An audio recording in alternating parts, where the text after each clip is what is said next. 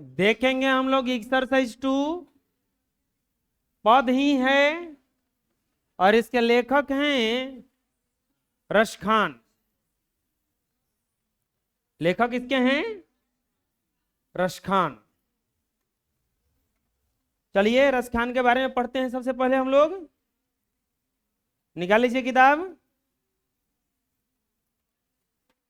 पहला दिया हुआ है कि रसखान के बारे में, रसखान के जीवन के संबंध में सही सूचनाएं प्राप्त नहीं होती, परंतु इनके ग्रंथ प्रेम वाटिका में यह संकेत मिलता है कि ये दिल्ली के पठान राजवंश में उत्पन्न हुए थे और इनका रचना काल जहांगीर का रचना काल था। मतलब कुछ कवि ऐसे भी हैं जो गुमनाम रह गए। अनुमान लगाया गया कि इनका जन्म जो हुआ था पठान राजवंश में हुआ था। और कैसे पता लगाया गया?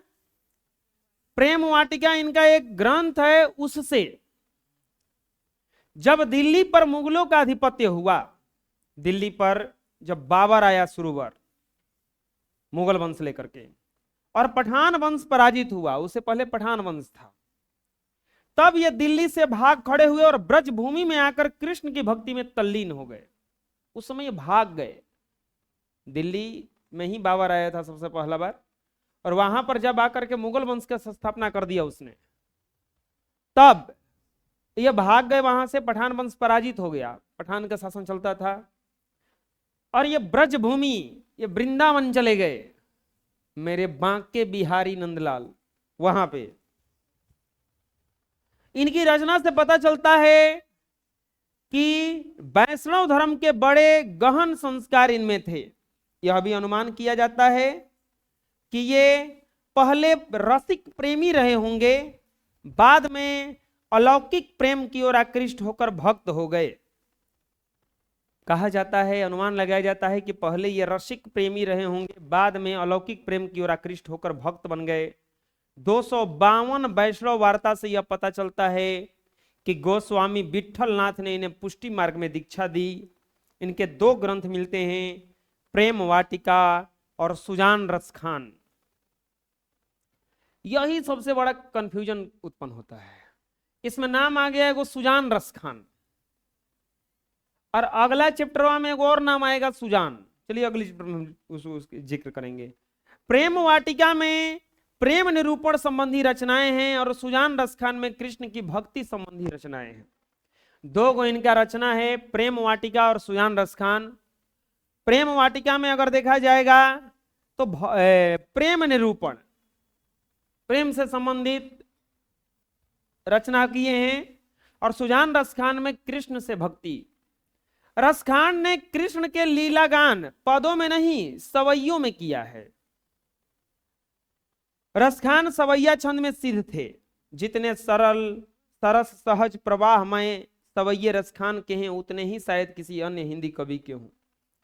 रसखान का कोई सवैया ऐसा नहीं मिलता जो उच्च स्तर का न हो। उनके सवैयों की मार्मिकता का आधार दृश्यों की बाह्यंतर स्थितियों की योजना में है। वहीं रसखान के सवैयों के ध्वनि प्रवाह भी अपूर्व माधुरी में है। ब्रज भाषा का ऐसा सहज प्रवाह अन्यत्र दुर्लभ है। रसखान सूफियों का हृदय लेकर कृष्ण की लीला पर काव्य रचते हैं। उनमें उल्लास, मादकता, उत्कटता तीनों का संयोग है। इनकी रचनाओं से मुग्ध होकर भारतेंदु हरिश्चंद्र ने कहा था, इन मुसलमान हरि जनन पे कोटिन हिंदू वारिये। रसखान मुसलमान थे, लेकिन इन्होंने भक्ति किसका किया? कृष्ण का। रहे जाकर के कहां? वृंदावन, ब्रजभूमि, जहां कृष्ण गाय चराते थे, वहां पे रहे। कृष्ण के भक्ति में इतना लीन हो गए, इतना लीन हो गए कि हरिश्चंद्र ने कहा कि इन मुसलमान हरिजनन पे, ये मुसलमान हरिजनन भगवान के आदमी है, ये कोटिन हिंदू वारे, करोड़ों हिंदू के बराबर ये अकेले एक मुसलमान है, ऐसा कहा गया। किसने कहा था? हरिश्चंद्र ने। किसने कहा था? 2-3 को यहाँ पे ऑब्जेक्टिव आता है। सबसे पहला ऑब्जेक्टिव ये आता है, ये यहाँ पर कि रसखान को दीक्षा किसने दिया था? स्वामी बीटलनाथ ने, और पुष्टि मार्ग में दीक्षा दिया था। इसके बाद में रसखान किस वंश से संबंधित थे? पठान वंश से। किस वंश से?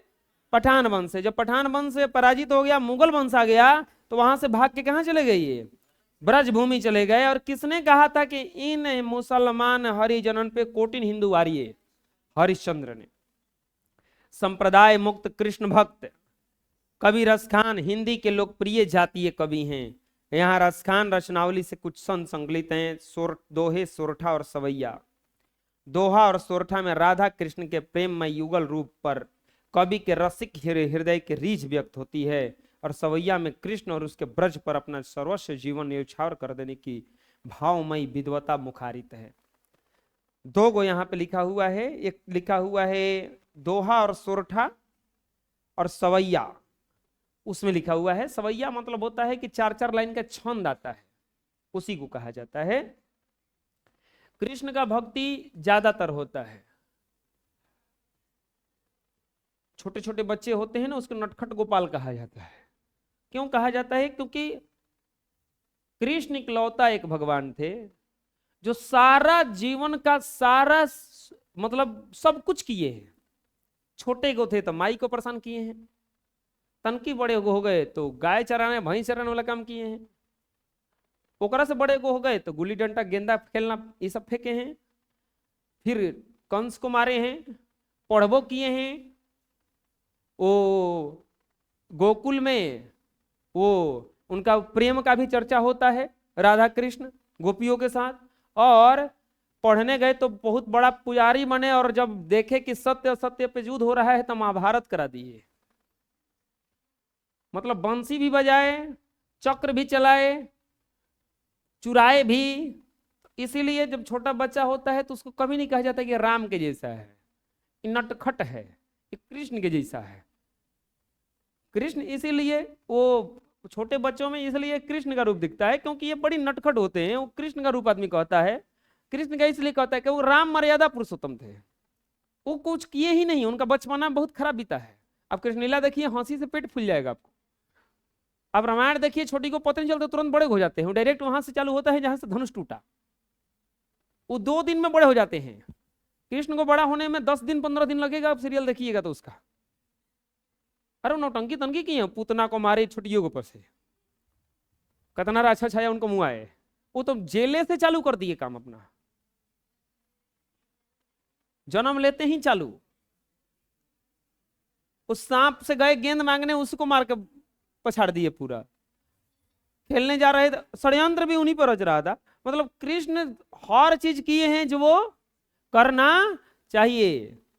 बंसी भी बजाए, चक्र उठा के महाभारत करा दिए, साफा विनाश करवा दिए सबन के दुष्टन के। बुझा रहे ना? तो कृष्ण का भक्ति किए, क्या किए हैं देखो। सबसे पहला पाठ है प्रेम आईनी श्री राधिका।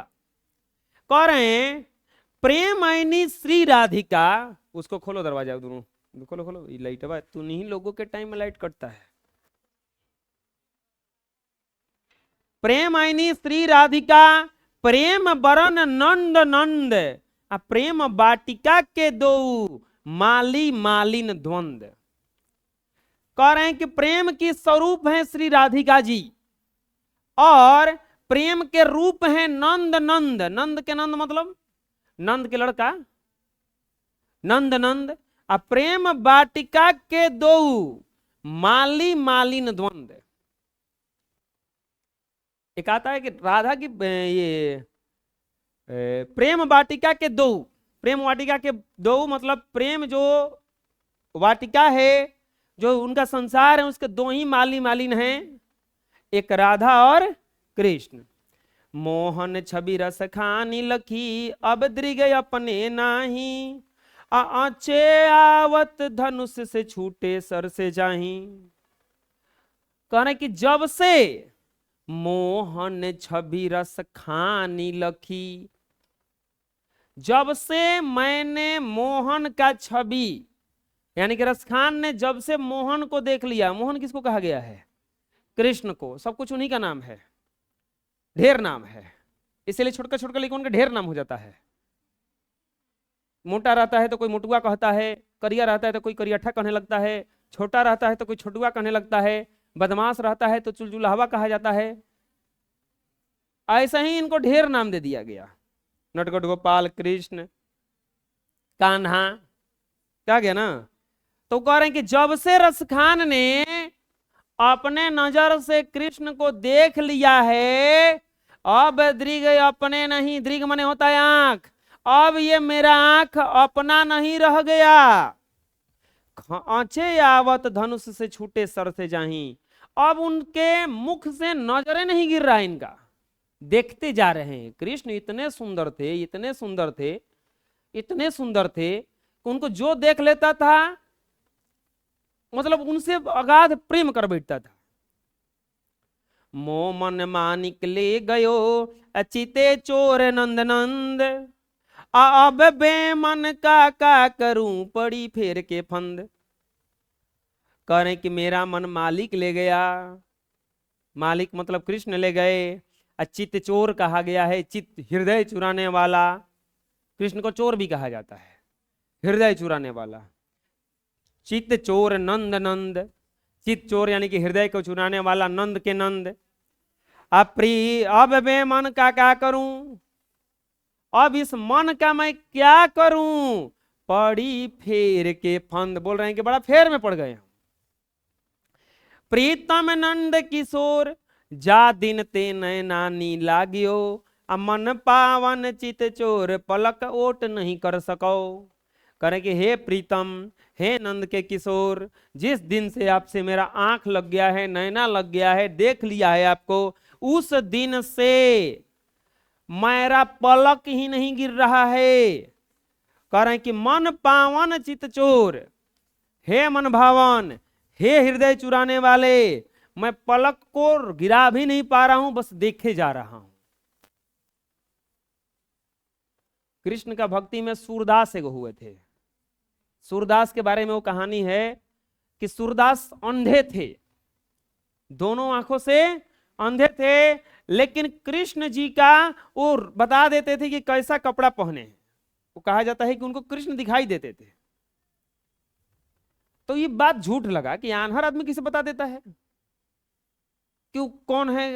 तो एक बार घटना क्या किया गया कि कृष्ण जी को अलग अलग कपड़ों में ला करके इनको दिखाया गया। तो बोले कि अरे वाह, आज बड़ा सुनहले लग रहे हैं, पीला लग रहे हैं, अरे वाह आज तिलक नहीं लगाया है, लग रहा है कि गलती कुछ हुआ है, देखो जी को तिलक लगा दो उनको, ऐसा बोल देते थे। इनको सब हुआ कि इनको दिखता पक्का है, इनको दिखता पक्का है, तबे ये देख लेता है दमिया। अगले दिन क्या किया गया, पूरा मंदिर में अंधेरा कर दिया गया और कृष्ण को कहा जाता है कि पत्तों से ढक दिया गया। ये घुसते ही बोले कि भगवान भी लगता है गरीब हो गए हैं, पत्ता पहन गया है। पूरा अंधेरा था, कुछ दिखाई नहीं दे रहा था किसी को, और पत्तों से ढका हुआ था, लेकिन उनको दिखाई दे दिया। उतना भक्ति करते थे सूरदास। तो वैसे ही बात ये हो जाता है ना कि आपको, आप किसी मैकेनिक के पास जाओ कार लेकर के, वो आवाज सुन के बता देगा कि कहां गड़बड़ है और क्या गड़बड़ है। हमको नहीं पता चल रहा है, लेकिन उनको पता चल गया देखते देखते। ऐसा क्यों होता है? क्योंकि इतना उसमें वो अंदर चला गया, इतना रम गया है कि उसको हर घटना क्या हो जाता है, पता चल जाता है। वैसे ही कुछ भक्त लोग हैं, ये दिखावटी भक्ति नहीं कि टिक्का लगा लिए और घंटी ला दिया ओम जय जगदीश हरे, ये नहीं। पहला समझ में आ गया? प्रेम आयनी स्त्री राधिका, प्रेम बरन नंद नंद। अरे हनुमान जी को देखे ना, हनुमान जी को देखे, कहीं देखे हैं अगरबत्ती दिखाते हुए, कहीं देखे हैं उनको शंख बजाते हुए, शंख बजाते थे, कहीं देखे हैं कि वो मतलब कुछ भी नहीं किए होंगे जो आदमी आज क्या करता है, कहीं देखे हैं? कभी ऐसा नहीं, बस राम हे राम नाम खाली लेते थे ना। सबसे बड़ा भक्त थे राम के। ऐसा नहीं ना कि राम जैसे खड़ा हुई, प्रभु खड़ा हुई, ओम जय जगदीश हरे, कैसा लगेगा सोचो।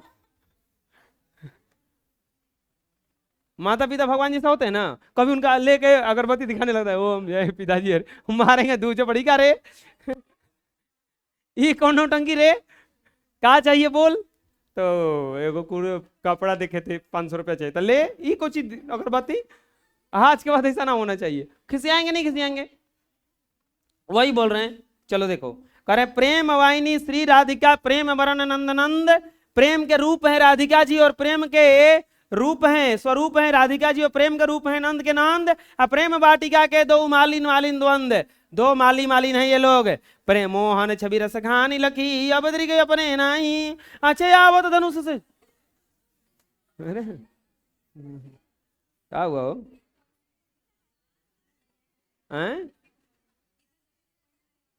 अमोहन छवि रस खानी लखी अब गए अपने नहीं, अच्छे आवत धनुष से छूटे सर से जाई। कहने के मोहन का जब से मैंने छवि देख लिया है, आंख नहीं हटता है, अवदृग अपने नहीं है, आंख अपने नहीं है। और कोई अगर ऐसे आंख को हटाता है ये नहीं कर तो ऐसे फर्द नहीं हो जाता है, जैसे धनुष से तीर छूट के तुरंत पहुंच जाता है। ऐसे ही जैसे ये मोहन जी हैं, कैमरा जी मोहन जी हैं मान लो, तो ऐसे जैसे कोई तो ऐसे फर्द नहीं हो जाता है। ऐसे ऐसे छोड़कर बचोड़ के करना, कभी ऐसे घुमाना, फर्द नहीं घुमाता है वो लोग एकदम। मोह मन मान निकले हो गयो, मोह मन मान निकले गयो चिते चोर नंद नंद। अब मैं मन का क्या करूं बड़ी फेर के फंद। करे कि मेरे मन को मालिक ले गया, अब मैं इस मन का क्या करूं, और मेरा मन मेरे बस में नहीं है। प्रीतम नंद किशोर जा दिन ते नानी लागियो, अमन पावन चित चोर पलक वोट नहीं कर सको। करे कि जिस दिन से प्रीतम नंद किशोर भगवान आपसे मेरा आंख लग गया है, मैंने आपको देख लिया है, तब से मैं आपको बस देखे ही जा रहा हूं।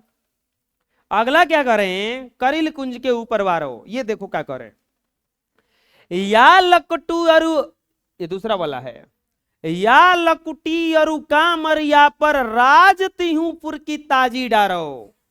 आठ हूं सीधी नव निधि के सुख गा नंद की गाय चराई बिसारो।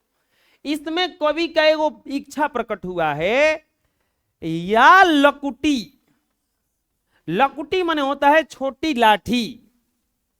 कृष्ण जी जानते हैं ना, गाय चराने जाते थे, देखो छोटी को डंडा लेके जाते थे, तो कह रहे हैं कि या लकुटी, अगर वो छोटी लाठी मिल जाए और वो कामरिया पर कमरा कंबल, कंबल लेके जाते थे वो कामरिया पर राजती हूं पुर की ताजी डारो। मगर ये दोनों मिल जाए तो मैं तीहूंपुर तीनों लोक का राज त्यागने के लिए तैयार हूं। आठ हूं सीधी नव निधि के सुख को नंद की गाय चराई बिसारो। अगर मुझे नंद जी की गाय चराने के लिए मिल जाए तो मैं आठों सीधी और नवों निधि को सुख को लात मार दूंगा, बोलूंगा कि मुझे गाय चराने के लिए भेज दीजिए।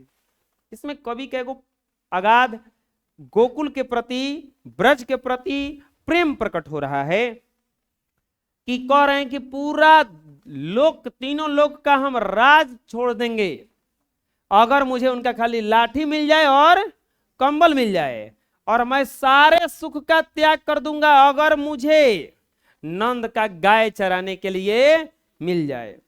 रस खानी कबो इन आखिन सौ ब्रज के बन बाग तगाड़ निहारो। कोटि के रव कल धौत के धाम करिल कुंज के ऊपर वारो। कह रहे हैं, कभी कह रहे हैं कि सोना के महल से अच्छा है कि इस वृंदावन के झुरमुटों में, झाड़ियों में रहें। कोटिक रव कल धौत के धाम, वो ये जो है इंद्र के धाम से, इंद्रासन से भी अच्छा है जो अगर मुझे इन ग्वाल बालों के साथ रहने के लिए मिल जाए।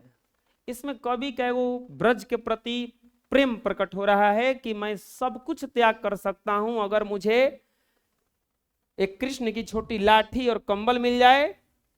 सब सुख त्याग कर दूंगा अगर मुझे गाय चराने के लिए मिल जाए, और मैं इंद्र के सिंहासन को, इंद्रासन को भी लात मार दूंगा इस ब्रज में रहने के लिए अगर मुझे कोई कह दिया जाए। मतलब ये पूरा तरह से अपने को क्या कर चुके हैं, समर्पित कर चुके हैं। चलिए देखिए पाठ के प्रश्न देखते हैं, इसमें क्या कह रहे हैं बच्चों। पाठ के प्रश्न, कवि ने माली मालिन किसे और क्यों कहा है? तो आपको पता है ना कि प्रेम वाटिका के दो माली मालिनी द्वंद, माली और मालिन कृष्ण और राधा को कहा है ना। कवि ने राधा कृष्ण को मालिनी मालिनी इसलिए कहा है क्योंकि दोनों प्रेम वाटिका के युगल रूप हैं। इन्हीं दोनों के आपसी संयोग से रसिक हृदय प्रेम रस से अभिषिक्त होता है। जैसे माली मालिन के संयोग से वाटिका शोभा पाती है, वैसे ही प्रेम स्वरूप राधा एवं कृष्ण के युगल रूप से कवि का प्रेम पुष्ट होता है। राधा और कृष्ण के बारे में राम और सीता से ज्यादा राधा और कृष्ण के बारे में लिखा गया है। इंग्लिश में कोई चैप्टर है क्रिसेंट देन थिनर देन, मतलब राधा के बारे में कहा गया है कि उसमें एक और पढ़ना है, छोड़ो उसमें बताएंगे, अभी कह ले, अभी हिंदी पढ़ो। ये सब जानने के लिए आप लोग कंटिन्यू पढ़ते रहिए ज्ञानदीप कोचिंग सेंटर में। हम तो पढ़ेबे न करेंगे बच्चिया, हम कहाँ जाएंगे। कृष्ण ने कवि ने राधा कृष्ण को क्या कहा है? माली मालिन इसलिए कहा है क्योंकि दोनों के प्रेम वाटिका के युगल क्या हैं? रूप हैं। और इन्हीं दोनों के आपसी संयोग से रसिक हृदय प्रेम रस से क्या होता है? अभिषिक्त होता है। कृष्ण को चोर क्यों कहा गया है? मतलब देखिए, ये सवाल पढ़ना है कि कृष्ण को चोर क्यों कहा गया है। कवि का अभिप्राय स्पष्ट कीजिए। कवि से पूछा जा रहा है कि बताओ कृष्ण को चोर क्यों कह रहे हो? है कवि ने कृष्ण को चोर इसलिए कहा है क्योंकि जिस प्रकार कोई चोर वस्तु अगर चुरा कर ले जाता है तो वस्तु वाला उस वस्तु से वंचित हो जाता है, उसी प्रकार कृष्ण का लौकिक सौंदर्य कवि के मन को चुरा लिया है। फलस्वरूप कवि का मन उसके अधीन नहीं रहता। वह कृष्ण के सौंदर्य में इतना आसक्त है कि वह बेमन हो गया है और उसे कृष्ण के अलावा कुछ दिखाई ही नहीं दे रहा। वह कृष्ण के प्रेम रस में पूर्णतः डूब गया है। अतः इसी से कवि के कृष्ण के प्रति अनन्य भक्ति प्रकट होती है। प्रश्न कह रहा है कि कवि ने कृष्ण को चोर क्यों कहा है? अगर कोई चोर कुछ वस्तु चुरा के ले जाए तो वस्तु वाला उस वस्तु से वंचित हो गया, वैसे ही मन को चुरा लिया है किसने? कृष्ण ने। तो इसीलिए कृष्ण को चोर कहा इन्होंने कि तो चोर हैं, ये हमारे मन में चुरा लिए। कह रहे ना कि बाब वे मन का करूं पड़ी फेर के फंद, अमो मनवा निकले गयो परमानंद नंद नंद। कह रहे कि मेरा वो ले गया, अब हम क्या करें? तो इसीलिए उन्होंने क्या कहा है? चोर कहा है। क्या कहा है? चोर कहा है। चोर का मतलब ऐसा नहीं कि मन कोई चुरा सकता है जी, कि आपका कोई मन चुरा लिया। मन चोरी होता है, बताते हैं कैसे। आप अचानक कहीं ऐसा जगह जाने वाले हैं जहां बड़ी खूबसूरत है, आपका मन यह लगभग नहीं करेगा। अब बार बार कहोगे ओ कल 8 बजे चल जाए, जाते जाते पहले, जैसे मेला ओला जाने के लिए मन भागता है, जाते जाते पहले पानी वाला छोला खाइम, तीता जलेबी खाइम, खाटा खटायाम खाइम, सुनसान जगह पर घूमम, चल आएगी। ऐसा कुछ मन करने लगता है। ऐसे ही मतलब अब ये जब मन ही नहीं लगा, अरे चुप रहो,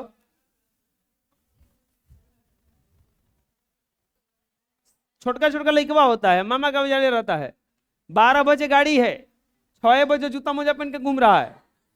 कब जैबी रे? ना जीबी, चल ना चल, चल देख बस आवे लगा रहा अपन ना, तो हमनी के बस कब आई? 7 बज गई, अरे 12 बजे गाड़ी आई, वो 6 बजे से घूमता, जाए के बेर वापस सूत जाएगा। वो उतना थाक गई घूमत घूमत, तो बेमन का हो गया है ना, उसका मन कहाँ चला गया है? नानी घरे चला गया कह ली। अब ये है ही नहीं है, वो खाली शरीर रह जाए, वही मन उसका चुरा कर कौन ले गया? नानी ले गई। सवैये में कवि की कैसी आकांक्षा प्रकट होती है? दूसरा वाला सवैया था ना, तो सवैया में कवि की कैसी आकांक्षा, क्या सोचते हैं? तो पूर्ण समर्पण प्रकट हो रहा है।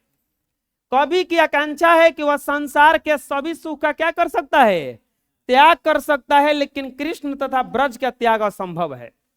वो कह सब कुछ हम त्याग देंगे लेकिन कृष्ण को नहीं त्यागेंगे और ब्रज को नहीं त्यागेंगे।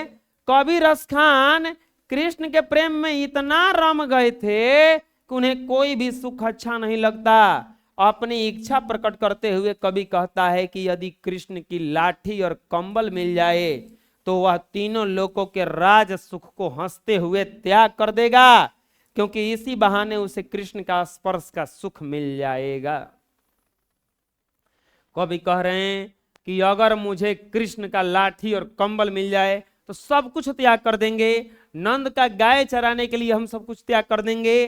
तो ये इतना रम गए हैं कि कृष्ण का हर वस्तु उन्हें क्या लग रहा है, अच्छा लग रहा है। हर वस्तु क्या लग रहा है उन्हें, अच्छा लग रहा है।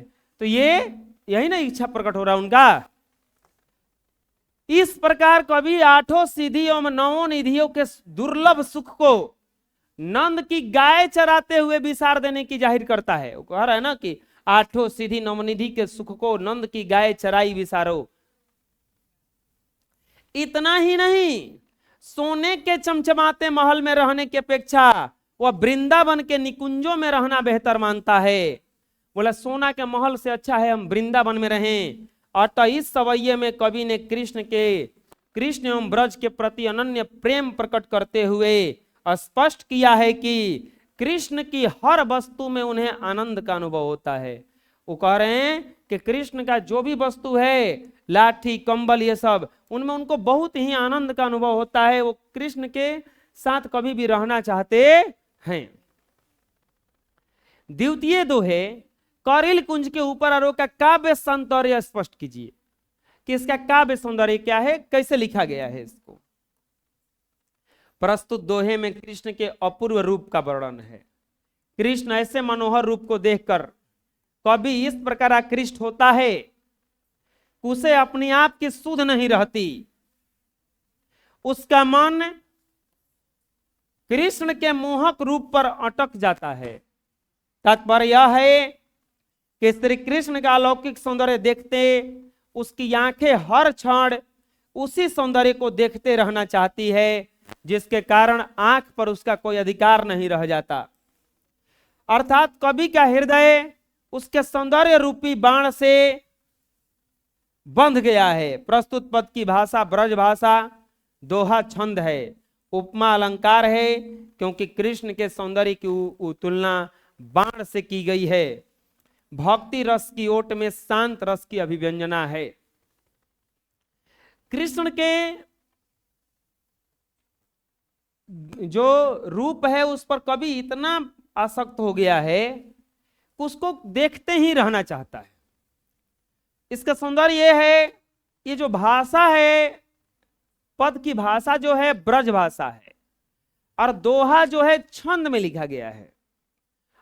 उपमा अलंकार एक कवियों का भाषा है, क्योंकि कृष्ण के सौंदर्य की तुलना बाण से की गई है।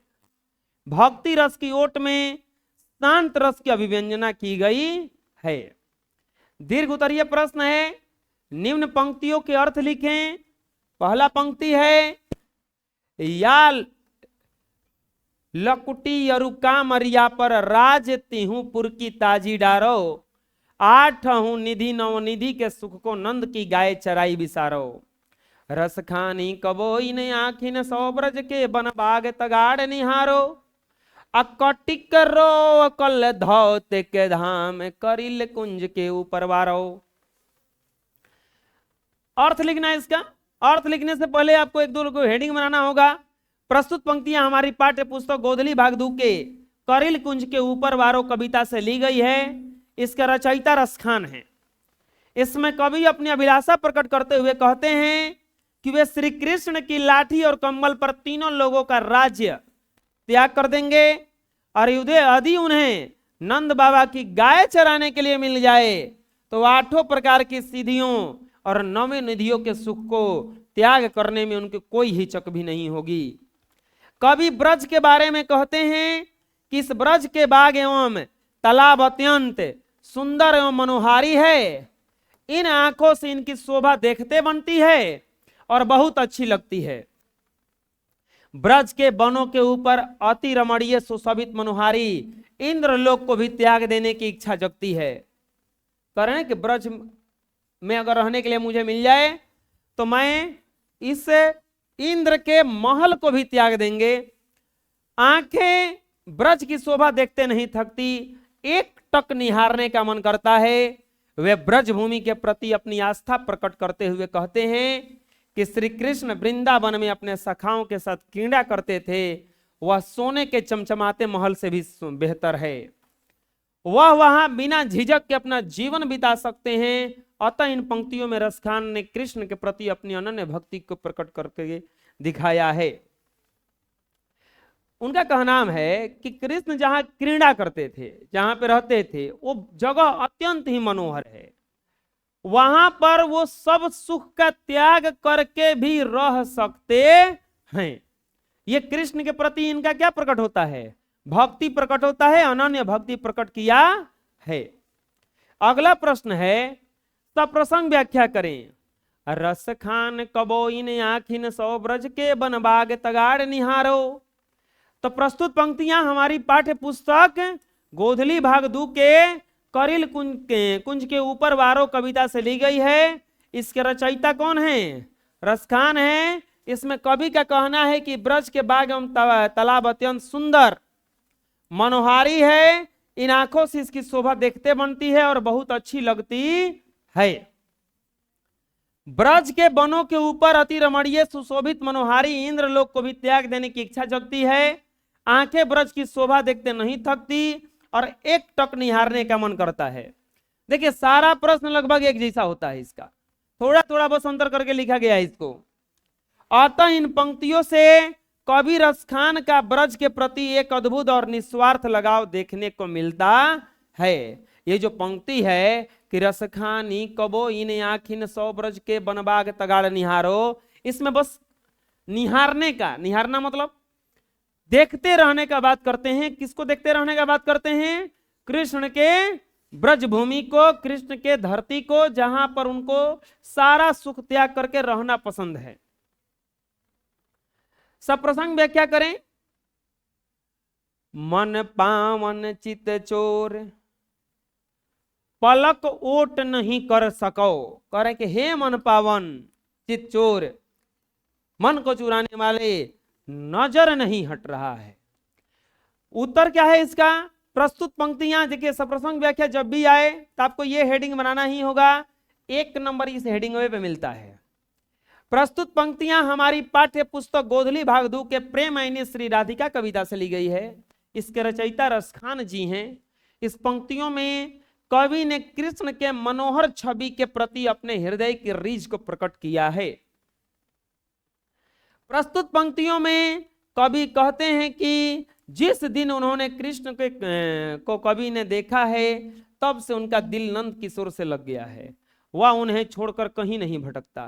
कृष्ण को अपना प्रीतम बताते हुए कवि कहते हैं कि मन को पवित्र करने वाले कृष्ण को देखने से जी ही नहीं भरता, उसके अंदर की कामना समाप्त नहीं होती। कहने का अर्थ यह है कि जब से कवि ने कृष्ण को देखा है, तब से उनका मन उनके बस में नहीं है रहता और उनसे नजर भी नहीं हटती, और हटती भी है तो न्यास पुनः देखने के लिए विवश हो जाती है। कवि ने उनकी मोहनी मूरत देखने की आकांक्षा व्यक्त की है। कवि कह रहे हैं कि अगर हटती भी है, हम बताए थे ना कि हटती है, तुरंत ऐसे कोई हटाया भी तुरंत वो क्या आ जाता है, तीर धनुष जैसा एकदम वापस आता है कि नहीं फिर से देखना है। तो इसमें कवि कृष्ण के से इतना लग चुके हैं कि बस उन्हीं के साथ उन्हीं को देखते रहना चाहते हैं। तो इस तरह से आप लोगों का ये एक्सरसाइज 2 खत्म हो गया।